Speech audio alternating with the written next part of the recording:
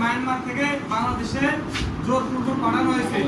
এটা হচ্ছে পুশিন, এটা এক ধরনের মানবসৃষ্ট দুর্যোগ। তো যেগুলো আমি প্রাকৃতিক দুর্যোগ বললাম, এগুলো দুর্যোগের মধ্যে এখন যে সময়, এই সময় যে দুর্যোগটা সবচেয়ে বেশি দেখা যায় সেটা হচ্ছে বজ্রপাত।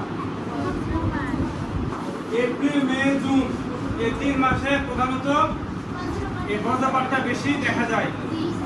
টিভি খুললে বা মোবাইলে দেখা যায় একই পরিবারে 2 জন 3 জন এই বজ্রপাতে। বেশ কিছু করণীয় আছে বা কাজ আছে, সবাই আমার দিকে লক্ষ্য রাখেন। এই বজ্রপাত থেকে রক্ষা পাওয়ার জন্য আমাদের বেশ কিছু করণীয় আছে। এটা 2 ভাবে করণীয়। যখন আমরা বাসার মধ্যে অবস্থান করব তখন একটা করণীয় আছে, যখন আমরা বাড়ির বা বাসার বাইরে অবস্থান করব তখন একটা করণীয়। বাসার বাইরে অবস্থান করলে কি করবেন?